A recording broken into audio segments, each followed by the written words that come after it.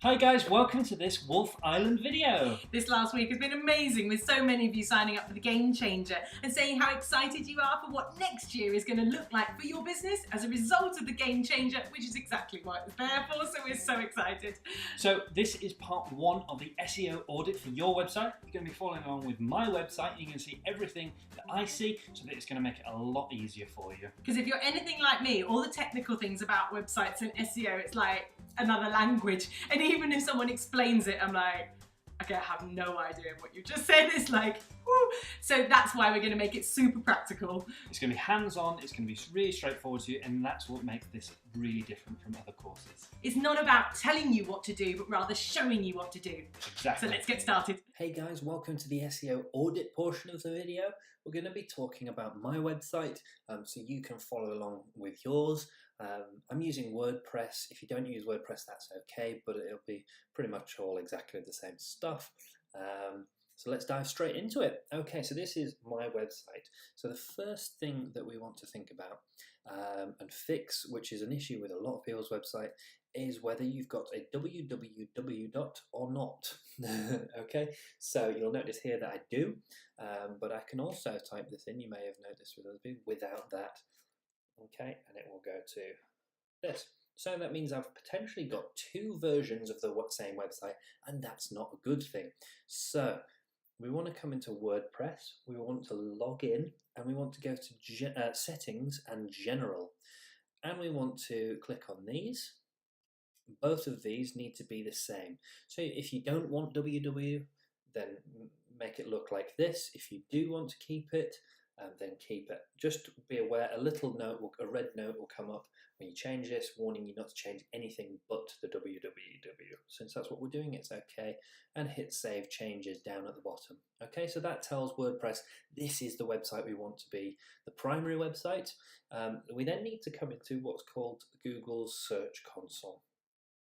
Now, this used to be called Webmaster Tools. So if you don't have it, it's very easy to sign up for it, but just search Google Search Console and follow the steps.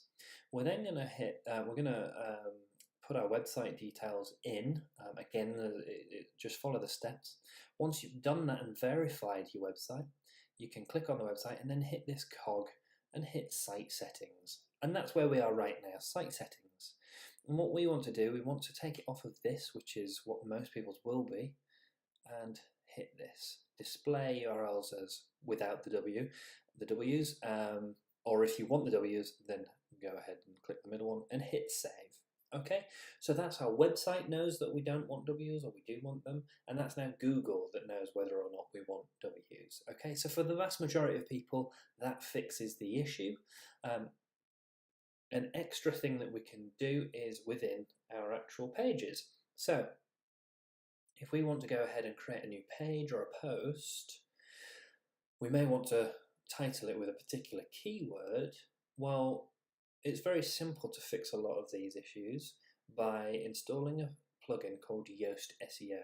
So all you need to go ahead to install this plugin is go to Plugins, Add New, and in the search box, just search Yoast SEO, and that'll come up, hit install, and you have a bunch of these different bits and pieces that will appear, these boxes that will appear underneath the posts.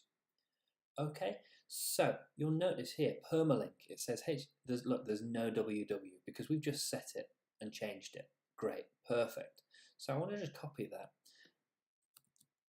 for each page, and if we come down to the Yoast box and hit the cog, we can hit the canonical, sorry that was something from earlier, we can hit in the canonical URL box here, we just paste the URL from up here, just to make double sure that it's doing it, hit publish or update, whichever you want. Okay, so we've talked very briefly there about how to make sure that Google knows whether you've got a www site or a non-www site. We've gone and changed it in the settings in WordPress, we've changed it in Google Search Console, and then just to be added sure, we've made sure that we install Yoast SEO and insert in the box there. Okay. So of course the next question being is how do we know what our keywords are? Okay, so we need to come across to something called the keyword planner. Okay, so if you come to the keyword planner for the first time, it will look a little something like this. Okay, so again, if you've not used Search Console before and keyword planner, these are things that you can Google and you can sign up for accounts very, very easily. Very easily if you've got a Gmail account, but either way, very easily. Okay, so what do we want to do? Well, the first things first is we want to hit this one, okay, this one here. So we want to click this top box and say you're a New York based wedding photographer. You can search this, okay? So what we're doing here, guys, is we're looking for inspiration of keywords that we want to have our website rank for. So when we say keywords, we mean these quite often you hear it actually as keyword phrase. So if I want my website to search rank for New York wedding photographer, all that basically means is if a bride, in this instance, goes ahead and searches New York wedding photographer, I want my website to come at the top. Okay, so this could be good. I will tell you right now that usually if you do a place, especially a big place like New York, and then wedding photographer, baby photographer, family photographer, whatever, you're almost certainly going to have a tough time ranking for that. So there's a couple of other things you could do. You could zoom down and say Brooklyn wedding photographer. So what we want to do here is we want to just come up with a couple ideas. I'm going to copy and then I'm going to paste these two because we can also change it photography rather than photographer because we don't know, some people may search those instead. Okay, with our keywords, let's say we've chosen Brooklyn wedding photographer. Any page or post that we add, we have a title, we have a URL, which is the address, and we have what's known as a meta description or a description. And we'll talk about that in a second.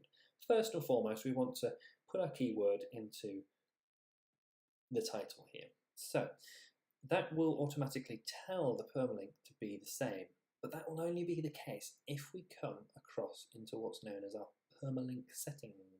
So we go to settings and then permalinks. It will bring us to this page.